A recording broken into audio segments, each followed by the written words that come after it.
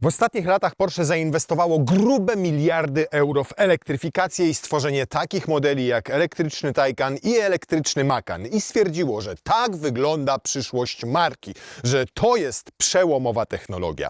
Ale nikt Niemcom nie uwierzył.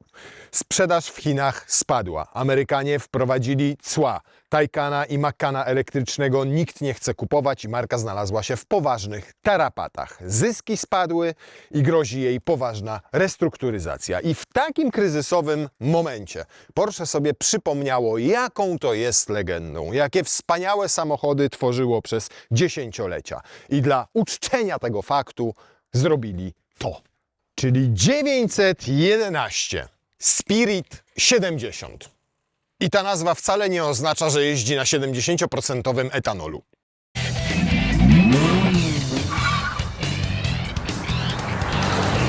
Spirit 70 to powrót do przeszłości i to przeszłości jeszcze starszej niż ja, bo w tym wypadku do lat 70. i nie jest to pierwszy tego typu eksperyment Porsche, ponieważ jakiś czas temu dział Manufaktur Exclusive stwierdził, że będzie wracał w pewien sposób do samochodów, które powstawały przed kilkudziesięcioma laty.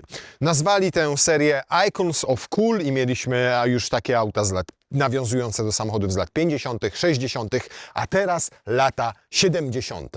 Lata wolności i stąd mamy cabrio.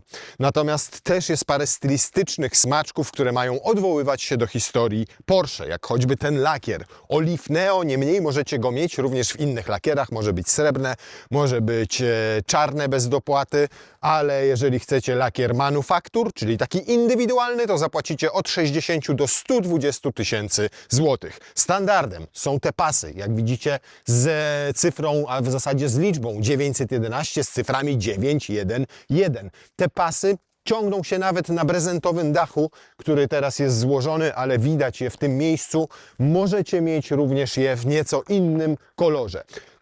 Inne charakterystyczne cechy, to tutaj tej cechy akurat nie ma, ale w standardzie są felgi Porsche Classic z takim miedzianą, czarne z miedzianymi wstawkami. Tutaj mamy zimówki i do nich założono nieco inne felgi. Standardem są wszystkie te emblematy. Exclusive Manufaktur, oczywiście w kolorze złotym. Standardem, i to dotyczy wyłącznie wszystkich tych serii Icons of Cool, jest herb z 63 roku, na żadnym innym Porsche mieć go nie można, a w zasadzie można, wystarczy, że sobie wydłubiecie znaczek ze swojego Porsche, taki normalny, zamówicie sobie taki na AliExpress i go sobie wkleicie. No i żeby wszyscy wiedzieli, że jeździcie wyjątkowym Porsche, to tutaj jest złoty napis 911 Spirit 70 i jeszcze tutaj pojawia się logo Porsche Heritage. Jednak najbardziej wyjątkową wersją w Spirit 70 jest to, czyli tapicerka, która nazywa się Pasza, nawiązuje do Porsche 928 z 77 roku. I to taki typowy, nietypowy wzór kratki, która jest nieregularna i ma on nawiązywać do flagi tej szachownicy typowej, ale powiewającej na wietrze, gdzie nigdy te kratki się nie układają równomiernie, tylko raz widzimy je właśnie takie węższe, innym razem szersze. I z takiej właśnie paszy zrobiono tu nie tylko tapicerkę foteli, zrobiono boczki w drzwiach, zrobiono nawet tutaj na desce rozdzielczej wykończenie, a nawet zobaczcie, jest ona w środku w schowku, cały schowek wyłożona, a nawet znalazła się tutaj, bo mamy z paszy wykonany dywanik w bagażniku, który ma zaledwie 135 litrów pojemności. Niczego tutaj pakowali nie będziemy, bo nie o to chodzi w 911 tak wyjątkowej jak ta. Mechanicznie i technicznie to po prostu 911 GTS z tylnym napędem. Niczego nie zmieniono w zawieszeniu względem 911 GTS. Niczego w układzie kierowniczym, niczego w silniku, niczego w napędzie, niczego w skrzyni biegów. Te wszystkie dodatki w Spirit 70 to są po prostu dodatki związane z efektem wizualnym, z tym, co widzicie oczami, a nie odczuwacie podczas jazdy. Zwykła 911 GTS podstawowa kosztuje 948 tysięcy złotych. Tutaj podstawa tego samochodu kosztuje 1 203 000 złotych. Czyli za te wszystkie emblemaciki, pasy, miedziane kółeczka, w tapicerkę płacicie ponad 250 tysięcy złotych. No trzeba umieć w marketing, to prawda, trzeba umieć w marketing. Dobra, przyznaję, rzeczywiście na przykład wykończenie skórzane tutaj jest w standardzie, na przykład deski rozdzielczej, boczków, drzwi, więc za to musielibyście w zwykłym GTS-ie dopłacić, ale i tak różnica w cenie jest kolosalna. Ale uzasadnia ją jedna rzecz. Takich Spirit 70 powstanie tylko 1500 na cały świat. I to jest tak, że ten samochód też możecie sobie skonfigurować.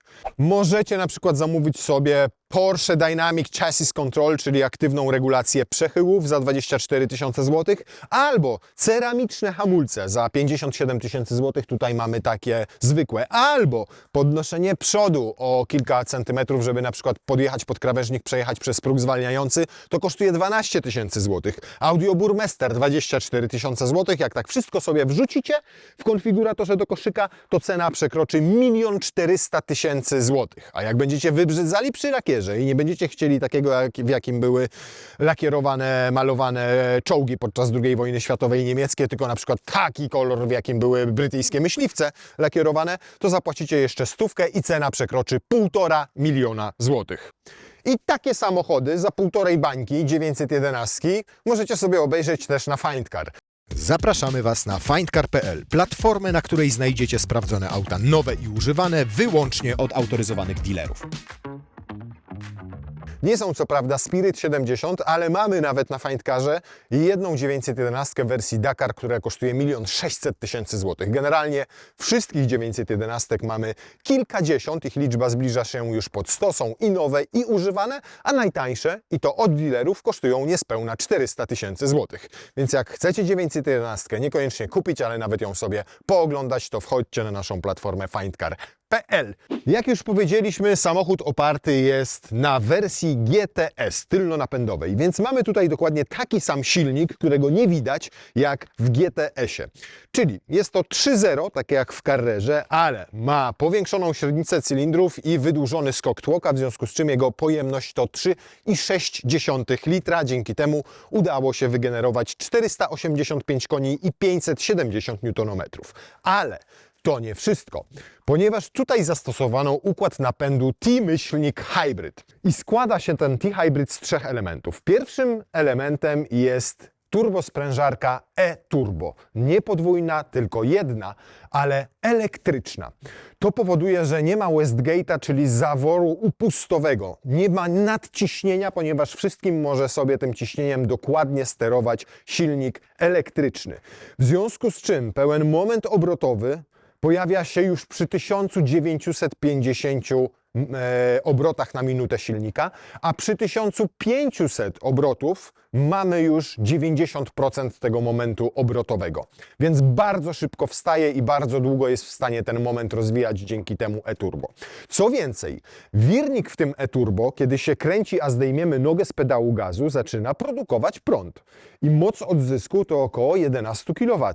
Czyli on się nadal kręci, ale turbina nie napędza nam silnika w żaden sposób, bo mamy zdjętą nogę z pedału gazu, więc stwierdzili to, wykorzystajmy w takim razie ten kręcący się ciągle wirnik do tego, żeby on produkował energię. 11 kW maksymalnie. Ta energia albo jest bezpośrednio oddawana do innego silnika elektrycznego, ale o tym zaraz. Natomiast najczęściej ta energia z tego e-turbo leci tutaj pod maskę, gdzie jest akumulator wysokonapięciowy 400V o pojemności prawie 2 kWh. I tą energią z tego wirnika turbosprężarki jest zasilany ten akumulator doładowywany. Jego wielkość jest typowa dla standardowych, może trochę większych akumulatorów 12V i waży zaledwie 27 kg. Co się dzieje z tą energią w tym akumulatorze, która jest z przodu? Ona trafia do silnika elektrycznego, który jest w jednej obudowie ze skrzynią biegów. Specjalnie z myślą właśnie o tym układzie T-Hybrid zbudowano skrzynię PDK. Trochę ją przekonstruowano, zrobiono ją z bardziej wytrzymałych materiałów po to, żeby większe obciążenia pochodzące z newtonometrów wytrzymywała i połączono ją z silnikiem elektrycznym, który ma 54 konie i 150 Nm. I całość, czyli ta skrzynia razem z tym silnikiem elektrycznym, elektrycznym połączona jest wałem korbowym od razu z tym silnikiem spalinowym. W związku z czym łączna moc całego GTS-a, tego układu silnika spalinowego, elektrycznego, całego tego rozwiązania to 541 koni i 610 Nm. A przede wszystkim pomogło to zoptymalizować też emisję CO2 i zużycie paliwa. Natomiast Porsche mówi wprost, to nie ma działać jak prawdziwa hybryda na zasadzie takiej, że jeździć na elektryce, na przykład przy niskich prędkościach, czy ruszać tylko na elektryce. Nie. Ten elektryk ma przede wszystkim dostarczać więcej mocy, więcej momentu obrotowego, silnik ma wcześniej wstawać, ma zdecydowanie sprawiać wrażenie, jakby był wolno ssący, a nie turbodoładowany, bo przecież GTS jeszcze 7-8 lat temu słynął z tego, że był właśnie wolno ssący. A dzisiaj ma turbo, ale podobno jest to takie turbo, że nie czuć, że to turbo. I to, czym jeszcze się chwalą, to to, że cały ten układ elektryczny spowodował wzrost masy względem poprzedniego GTS-a o zaledwie 50 kg. Czyli to jest tak, jakby wasza 13-letnia szczupła córka bulimiczka siedziała na fotelu po prawej. Ubolewam nad tym, naprawdę bardzo nad tym ubolewam, że Porsche 911 straciło pewne elementy kultowe. Straciło na przykład typowy obrotomierz centralny i teraz jest on wyłącznie cyfrowy. Chyba że w ogóle nie chcecie mieć obrotomierza, to tutaj też jest to możliwe, bo wystarczy, że sobie będziecie kręcili tutaj i możecie mieć mapę po środku. Zamiast obrotomierza w Porsche 911, najpierw po lewej stronie, Just a sound check would be great. Just a level on you. One.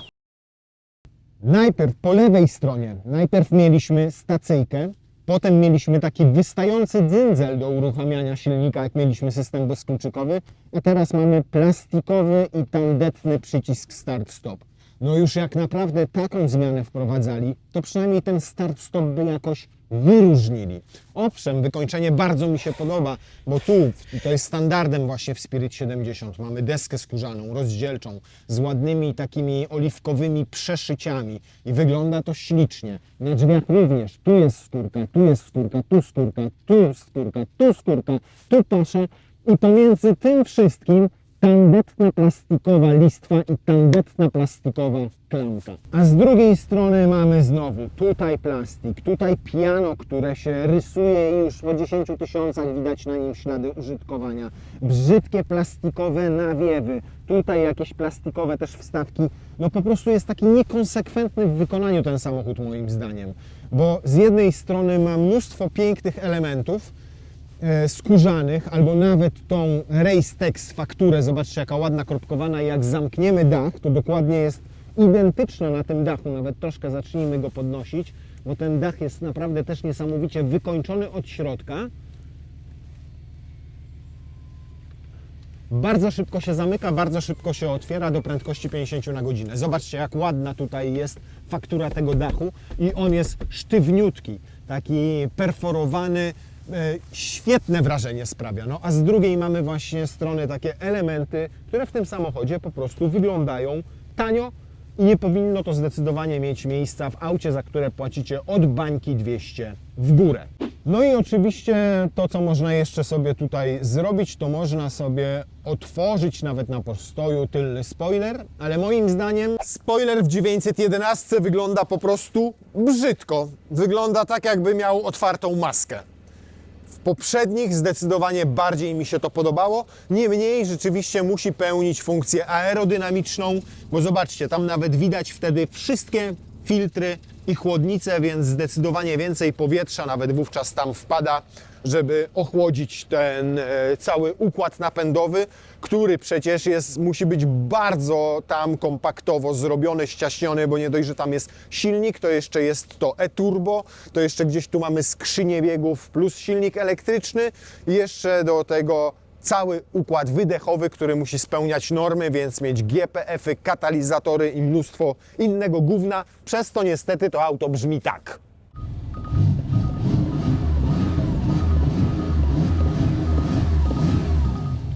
Do dupy nie urywa, co?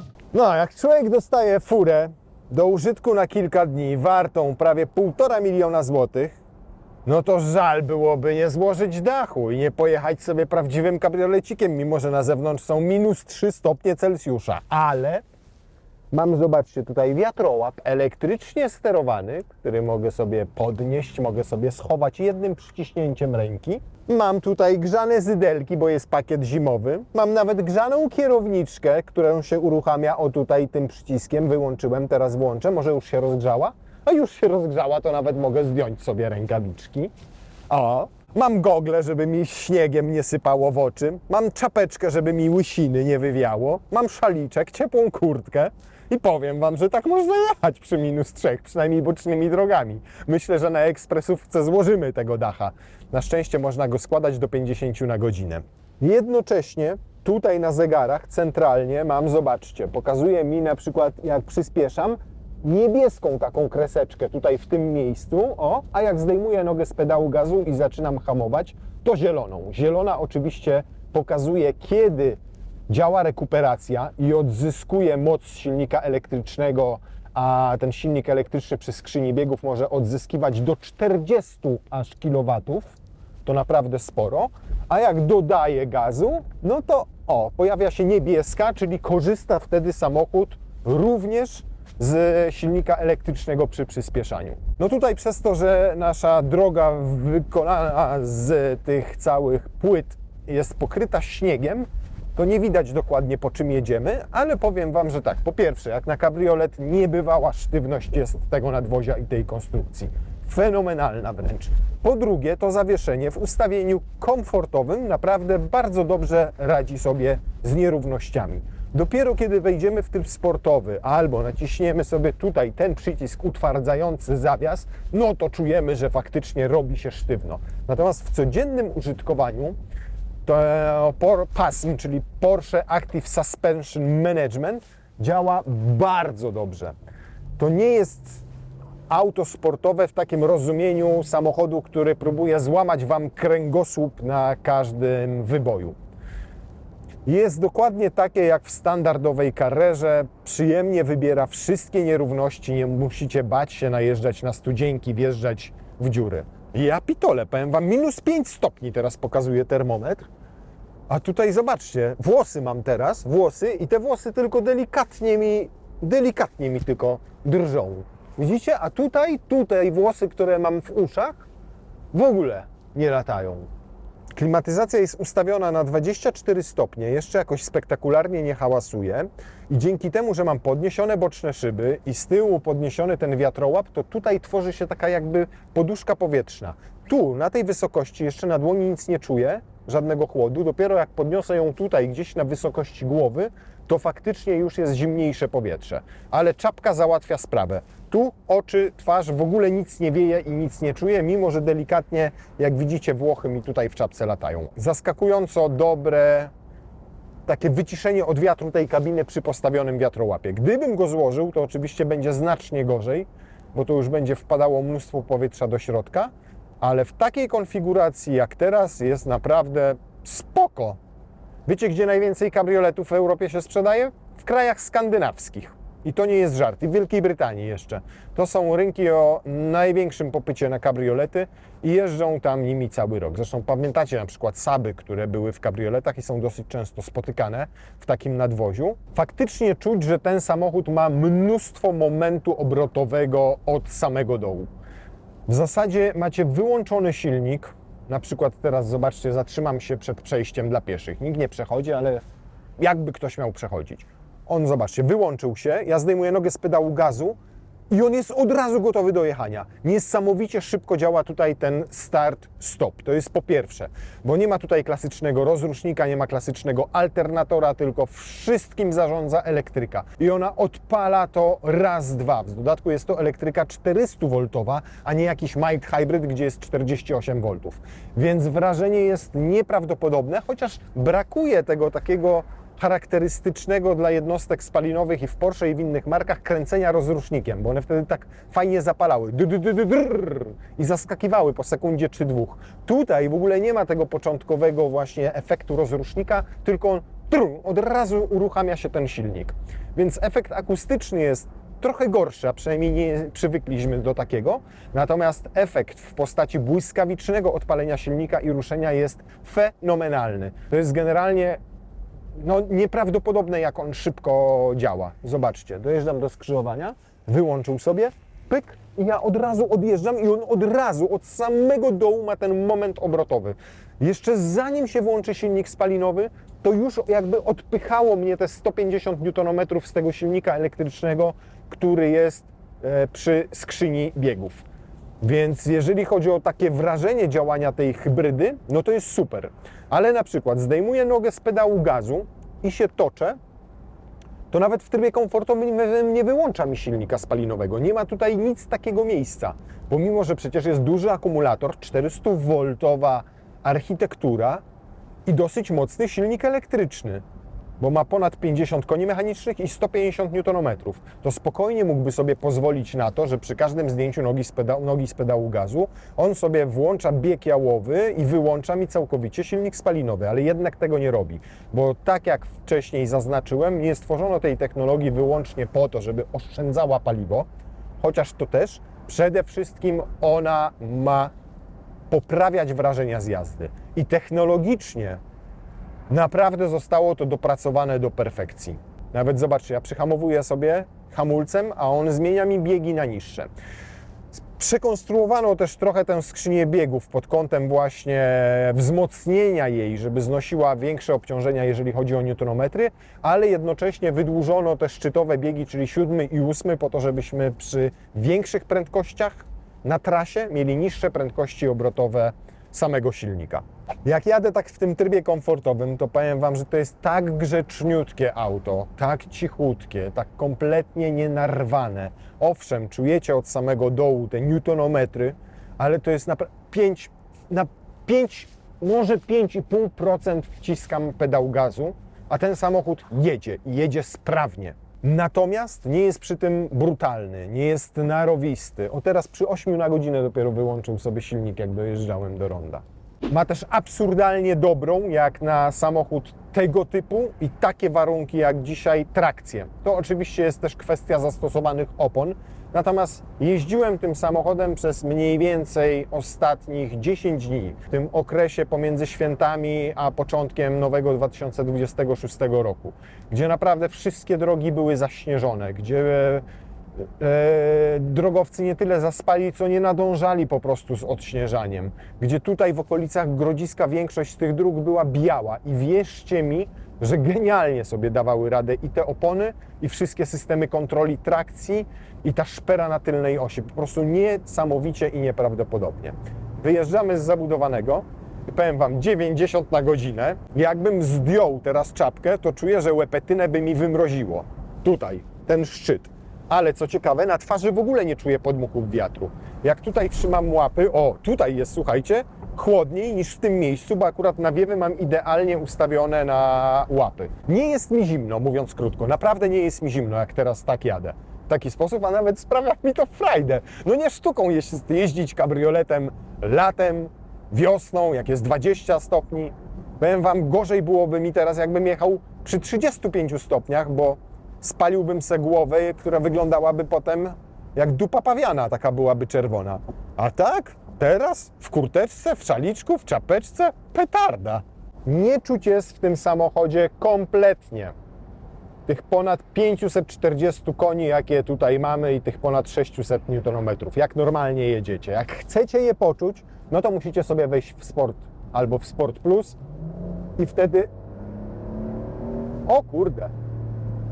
I wtedy na takiej nawierzchni przy tylnym napędzie już czujecie się delikatnie przerażeni. Już naprawdę nie chcecie wciskać tego pedału gazu w opór. Raczej macie taką psychiczną blokadę przed tym. Jakbyście mieli świadomość, że tu jest napęd na 4 koła, być może wyglądałoby to inaczej. Zobaczcie, teraz wszedłem sobie w tryb manualny. 4. bieg, mam 70 km na godzinę, jakieś 2100 obrotów. Wbijam bieg i on od razu nieprawdopodobnie odjeżdża. A teraz zobaczcie, pojedziemy jeszcze inaczej. Mam teraz w trybie, zrobimy jeszcze tak, że w trybie sportowym plus, to jest maksymalnie 7. bieg mogę wbić. Mam tylko 1000 obrotów. Wbijam nogę w podłogę teraz.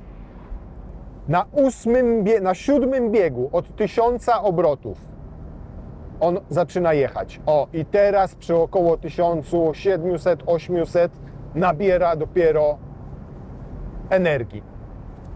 Od 1000 powolutku, ale potem coraz szybciej. Za to kochamy tylne napędy. To nie musi być wysoka prędkość. To chodzi o to, żeby się pobawić nawet przy niskiej.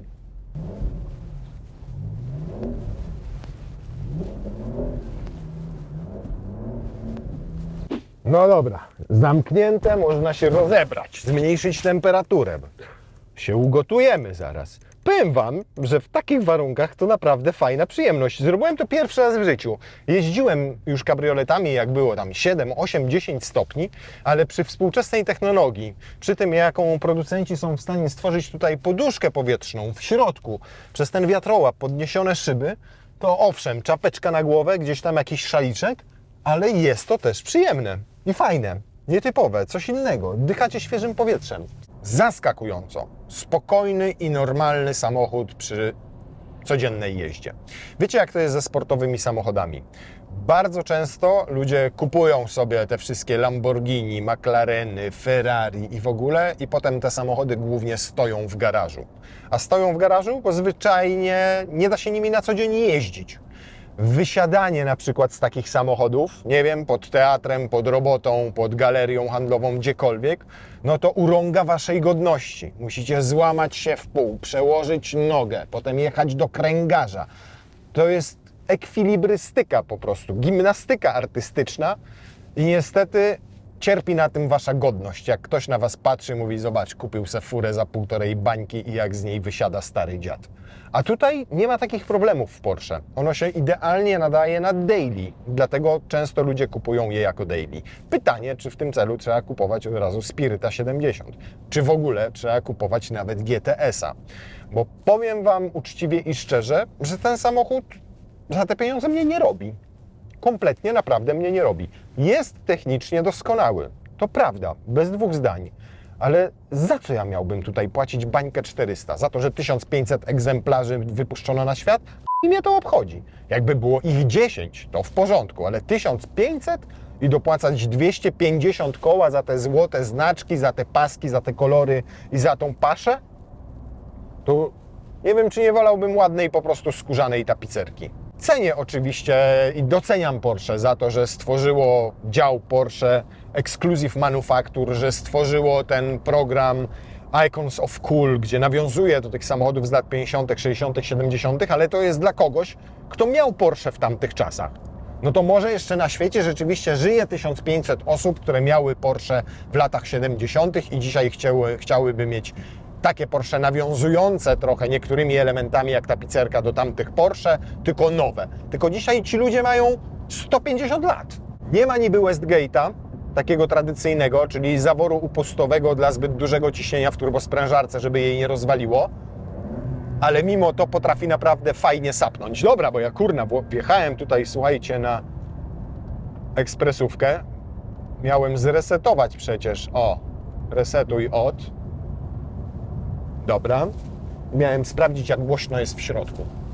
Sam dach jest naprawdę super, tak jak powiedziałem. On jest sztywny normalnie, to nie jest brezent. Sam brezent jest z zewnątrz, ale on ma tutaj sztywną konstrukcję, więc fajnie wygląda, ale też bardzo dobrze chroni i przed zimnem, i przed podmuchami wiatru. No i pewnie też dba o wasze bezpieczeństwo. No znam lepiej wyciszone auta. W sumie są to wszystkie auta. No może tylko Panamera była tutaj też taka dosyć głośna. No i niestety generalnie Porsche nie są dobrze wyciszonymi samochodami. Tutaj można w 911 to wybaczyć, bo przecież jest samochodem sportowym i ma silnik tutaj za naszymi plecami i dodatkowo jeszcze jest kabrioletem. Natomiast no nie jest super komfortowo. Oczywiście w GT3 byłoby jeszcze gorzej, ale da się wytrzymać. Powiedzmy, że jeszcze przy takiej prędkości dałoby się normalnie rozmawiać i przez telefon z kimś i tutaj z pasażerem siedzącym obok. Niemniej nie jest to komfortowa cisza. Są już auta o podobnej mocy, tylko takie bardziej Gran Turismo, które są zdecydowanie w środku lepiej wyciszone. Absolutnym natomiast fenomenem jest zużycie paliwa w tym samochodzie.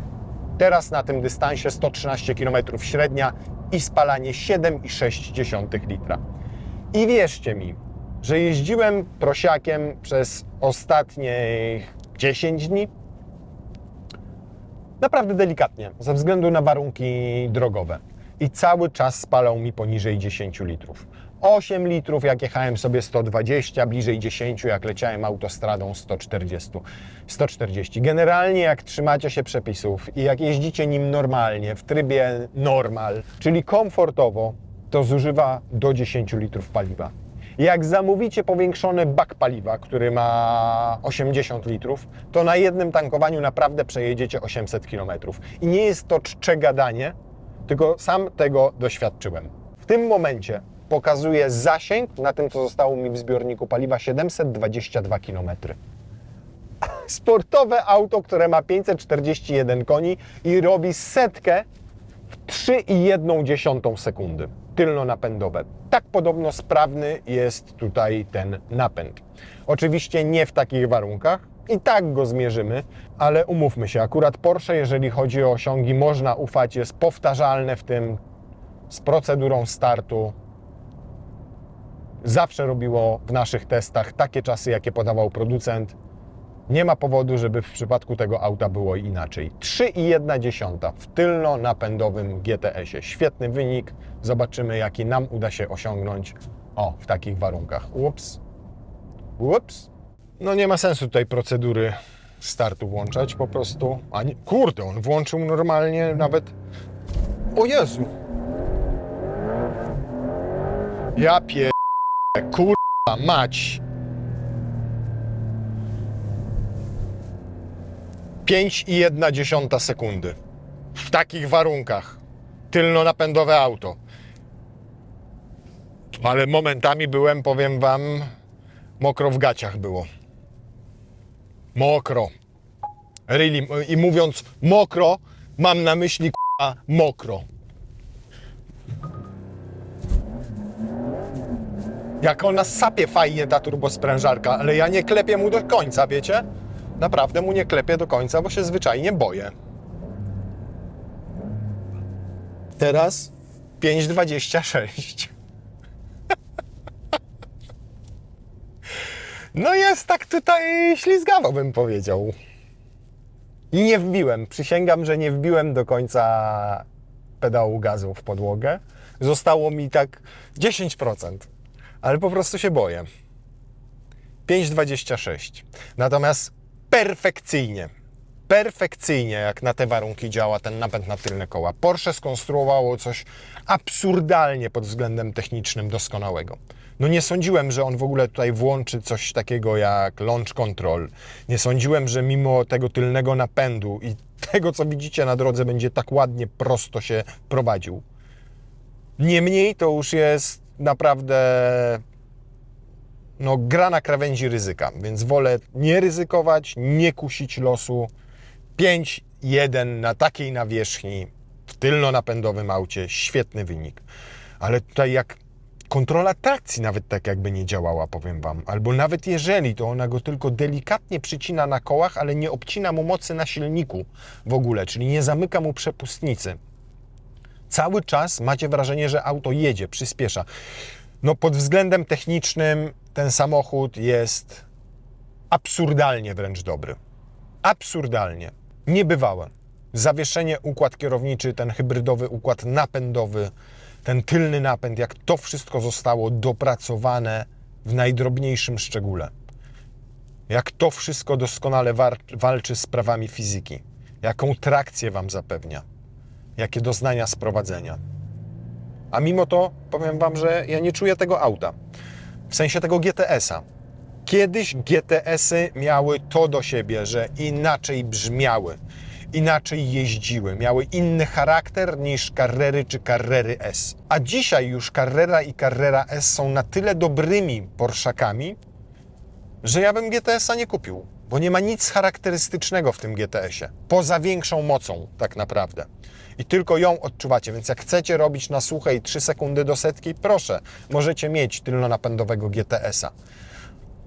Tylko nie ma tutaj już tej wyjątkowości tych 3 liter GTS. Ta wyjątkowość była w tych autach w momencie, kiedy miały wolno ssące silniki. I to było coś, co brzmiało, miało wolno ssącą charakterystykę, napędzało się, wysiadaliście i mówiliście, a ja mam GTS-a. A teraz nie robią mnie te 3 litery w Porsche w ogóle, jeżeli mam być szczery. Spirit 70 mnie też nie kręci, może dlatego, że urodziłem się dopiero w latach 80., natomiast wierzę w to, że ktoś, kto pamięta Porsche z lat 70., kto może kiedyś miał takie Porsche i dzisiaj ma pieniądze i chciałby wrócić trochę z sentymentu do tamtych czasów, no to może mieć tą całą paszę na fotelach, parę dodatków, emblemacików, złoty napis z tyłu i może mówić, że on ma wyjątkowe Porsche, bo jedno z 1500. Mnie to nie robi. Doceniam ten samochód absolutnie za to, na jaki poziom wniósł technologię. Na poziom chyba niedostępny dla innych marek, bo nawet jeżeli to są Ferrari, nawet jeżeli to są Astony Martiny, nawet jeżeli to są McLareny i widzimy je i podobają nam się i są piękne i tak dalej, to wątpię, żeby były w stanie wszystkie te parametry tak przenieść, przynajmniej mówiąc o cywilnych wersjach, na asfalt jak to auto. No napęd, zawieszenie, charakterystyka działania układu hybrydowego naprawdę na absolutnie topowym, nieosiągalnym dla nikogo poziomie i czuć tutaj pieniądz po prostu, że poszły na to wydatki i dopracowano to do perfekcji, wręcz do perfekcji, naprawdę. Ale mimo to nie robi mnie ten samochód i drażni mnie takimi elementami. Naprawdę drażni mnie, cholernie mnie drażni tym, że w takim wnętrzu mamy taki plastik momentami.